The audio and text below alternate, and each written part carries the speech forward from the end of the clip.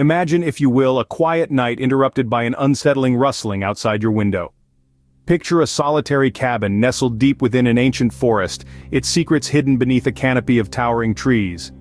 Here our story begins with our protagonist, a solitary figure seeking solace within the embrace of nature. As the sun dips below the horizon, the forest comes alive with the hushed whispers of the wind and the gentle rustling of leaves. The protagonist, cocooned within the warmth of the cabin, is oblivious to the symphony of the night, engrossed in their routine evening rituals. The flickering light from the hearth paints dancing shadows on the walls, a testament to the tranquility within. But as the clock ticks on, the night begins to reveal a different tune. The rustling becomes more pronounced, more deliberate, weaving a chilling melody that seeps through the cabin walls. The protagonist pauses, their heart mirroring the rhythmic thumping of the unseen entity outside. The tranquility of the cabin is slowly replaced by an eerie silence. The protagonist strains their ears, trying to decipher the strange sounds. The comforting whispers of the wind morph into hushed threats, the rustling leaves now sounding like stealthy footsteps. The once comforting solitude of the cabin begins to feel oppressive, the isolation turning into a chilling dread. With every passing second, the protagonist's fear and confusion grow. They can't shake off the feeling of being watched, of an unknown presence lurking in the shadows, just beyond the reach of the cabin's warm glow. The forest's nightly symphony now sounds like a sinister orchestra, each note amplifying the protagonist's growing terror. As the unsettling rustling continues, the protagonist is caught in a chilling dance between curiosity and fear. The forest, once a sanctuary, now seems to be closing in, its shadows threatening to swallow the cabin whole. The once routine evening has turned into a terrifying ordeal, the protagonist trapped in a nightmare that's all too real. The silence of the night was shattered, replaced by a chilling sense of dread. And so begins our tale of the chilling encounter.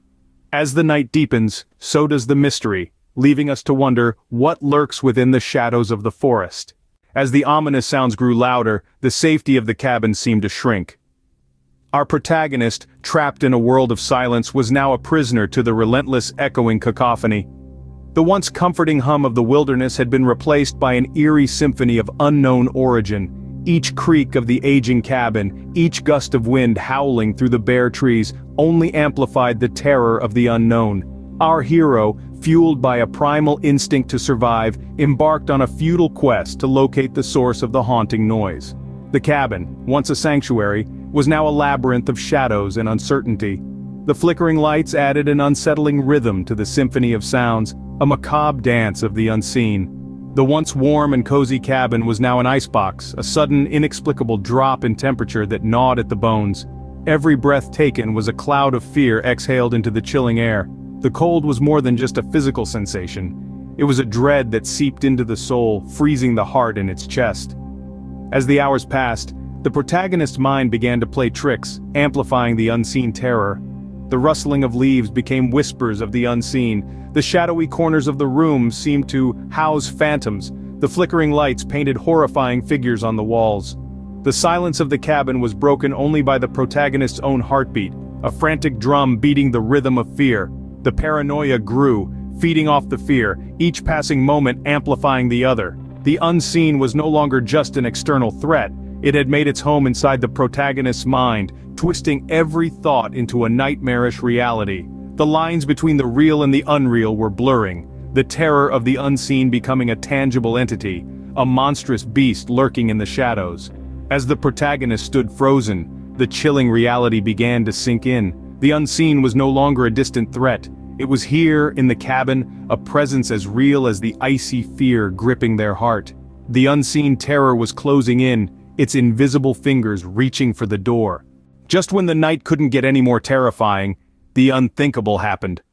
The source of the disturbance, a figure shrouded in darkness and menace, emerged from the periphery of the woods. It stood there, its silhouette etched against the moonlit forest, an entity of pure dread staring directly at the cabin. The sight of it sent shivers down the protagonist's spine, a chill that seemed to freeze their very soul. The protagonist's heart pounded in their chest like a drum, echoing the rhythm of their rising terror.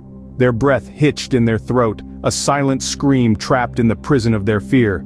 The figure at the edge of the woods was an embodiment of their deepest, darkest nightmares, a specter that made the shadows tremble. With trembling hands and a mind racing with panic, they began to secure the cabin. The sound of each lock clicking into place echoed in the hollow silence, a stark reminder of their isolation. They barricaded the doors, shuttered the windows, and extinguished the lights, their actions guided by a primal instinct to survive.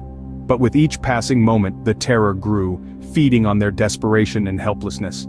The cabin, once a sanctuary, had turned into a cage of wooden planks and shattering nerves, with the protagonist trapped inside and a sinister entity lurking outside. The silence of the night was broken only by the soft rustle of leaves, a haunting lullaby that seemed to whisper of the impending doom. The protagonist stood there, their back against the cold wooden door, their eyes darting frantically in the darkness. The only sound was their ragged breath and the pounding of their heart, each beat a countdown to an unknown terror. They were alone, utterly alone, with an entity of pure menace watching from the shadows. As the night deepened, so did the sense of dread. The figure in the shadows stood still, its eyes never leaving the cabin. The unthinkable had happened, and the night had just begun. The figure in the shadows stood still, its eyes never leaving the cabin. In the face of such terror, the only option left was to escape.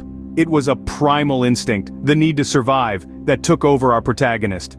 They had no idea how they were going to get out of this nightmarish situation, but they knew they had to try. They needed to escape, to get as far away from this cabin and the lurking terror as possible. Their heart pounded like a drum in their chest, the rhythm frantic and unsteady. Each beat was a stark reminder of the peril they were in. The world around them seemed to have narrowed down to this singular moment of desperation. Their senses were heightened, every sound amplified, every shadow deepened. The wind howling outside, the creaking of the old cabin, the distant hooting of an owl, all became part of this eerie symphony playing in the background. They could feel the chilling atmosphere seeping into their bones, the cold tendrils of fear wrapping around their heart, squeezing with each passing second. They could almost taste the terror in the air, a metallic tang that left a bitter aftertaste. The smell of damp earth and rotting wood was heavy in their nostrils, a constant reminder of their grim surroundings. The figure, the terrifying entity that had been tormenting them, seemed to be everywhere at once. An omnipresent specter. It was as if the darkness itself had taken form. It was in the shadows that danced on the walls, in the corners of their vision, in the echoes of their own footsteps.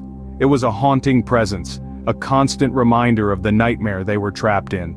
The protagonist's mind raced, formulating a plan of escape. They needed to be swift, they needed to be silent, every second counted, every move mattered. It was a game of life and death, and they were the unwilling player. With a deep breath, they pushed away the paralyzing fear, the icy dread that threatened to consume them. They darted towards the door, their footsteps muffled by the howling wind outside. The cabin seemed to shudder as if in protest, but they didn't look back. With every heartbeat echoing in their ears, they ran, the terror of the night hot on their heels. As dawn broke, the nightmare seemed to end. Or did it? The protagonist, after a night of unimaginable terror, finally breathed a sigh of relief.